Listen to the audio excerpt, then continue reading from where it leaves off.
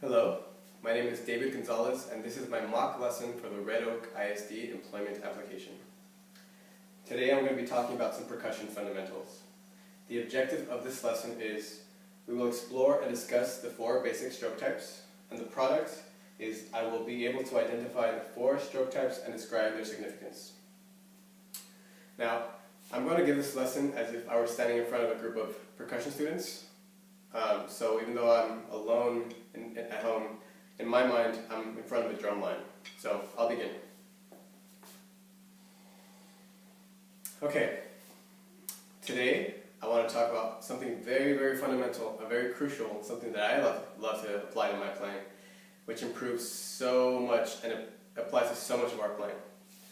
These are the 4 basic stroke types, okay? You guys have the grip down, you guys know how to create the motion, but now I want to improve your motion so that you can play as efficiently as possible using very, very little energy, or rather I should say, as little energy while still creating the greatest output, the greatest sound, right?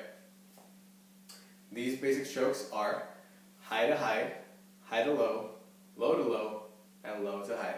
Let me show you what that looks like and what they sound like. Here's high to high. Here's high to low.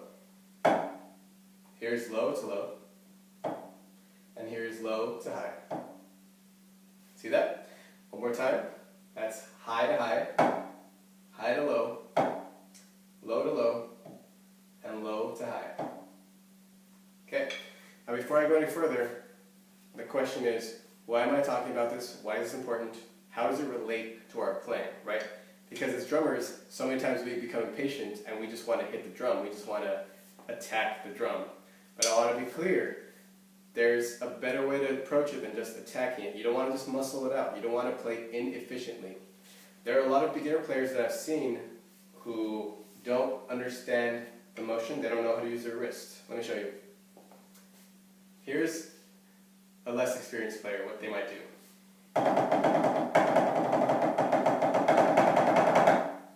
Can you tell what I'm doing? Watch again. I'm not using my wrist. Can you tell? When I'm using my wrist and I'm allowing it to move freely, that's what the stick looks like. When I lock my wrist and I'm using too much arm, the stick goes straight up and down. See that again? Watch how the stick goes straight up and down. That takes a lot of energy. It's going to tire me out way too soon. The goal for you guys is you want to be able to play as long as possible, create the most sound while staying relaxed. Relaxed playing is the best kind of playing. Now let me show you the same kind of strokes, but with the wrist motion involved.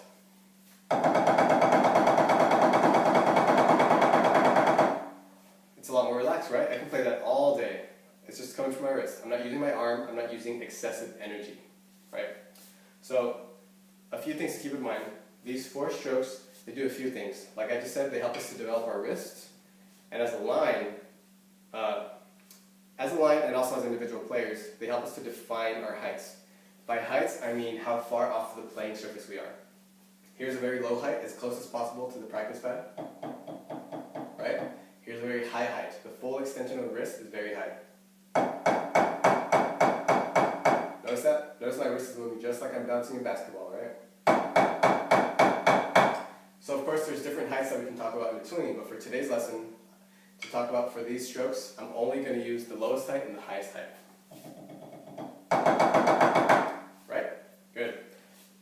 One more time, just so you can see the distinction of the heights.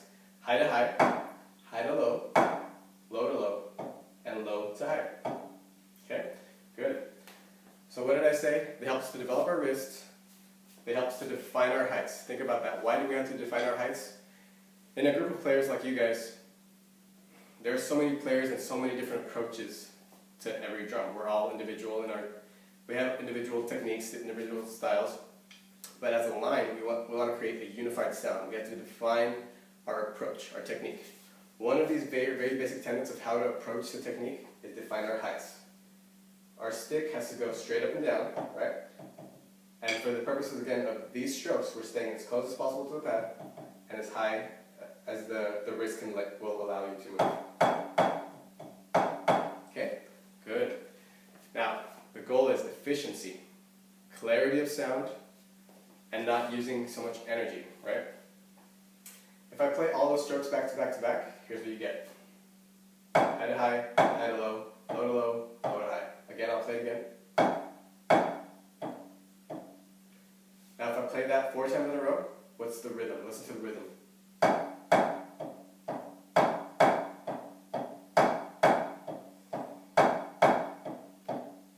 Can you tell? Yeah.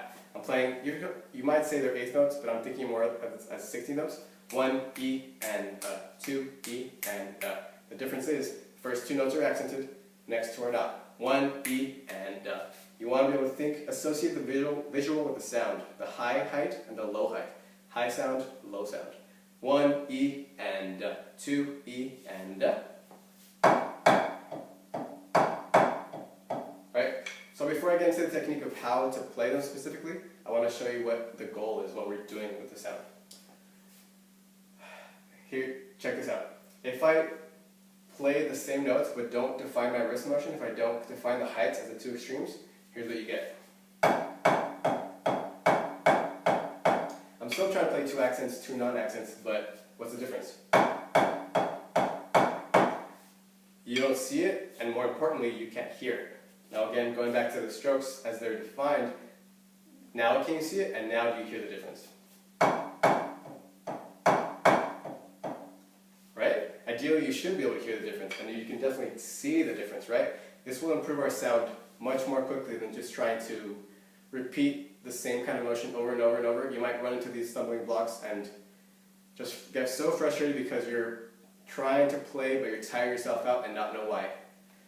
My goal with these strokes is to show you guys how to improve your playing and do it with as little energy as possible, right? That's the goal, efficiency. Play smarter, not harder, right?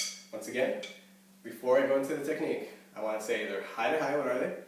High to high, high to low, low to low, and low to high. Very good.